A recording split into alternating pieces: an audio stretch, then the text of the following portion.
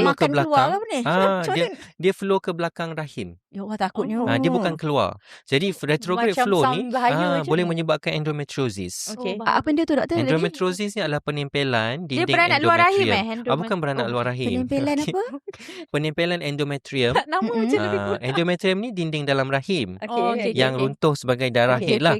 Tapi kalau dia menempel kat tempat lain, dia nama dia endometriosis. Endometriosis. Menempel dekat tempat lain. Tempat lain dekat tu apa? dinding lain Tempat lah. lain, dinding rahim, lain. dekat ovari. Apa akan jadi tu dalam jangka lama? Dia akan jadi sakit lah. Tapi endometriosis ni menyebabkan dia affect lah you punya overall reproductive kan? Dia akan effect. Tak boleh pregnant lah mungkin. Infertility, susah nak pregnant. Lepas tu period cramp yang sangat teruk. Saya tak benda adalah macam ni. period cramp, tapi tak pernah pula test pasal subuh ke tak. Tak pernah test. Boleh Tak, sumpah, tapi boleh berandal ke tak. I want to ask, sebenarnya nak bagi tahu juga kat semua wanita kat luar sana, how important do we need to do pap smear? Okay. So pap smear sekarang ni sangat penting. Ya, dan sangat digalakkan sekarang kita bukan setakat buat pap smear, tapi kita buat co-testing dengan HPV. Co-testing? Kita panggil co-testing lah. HPV co-testing simultaneously.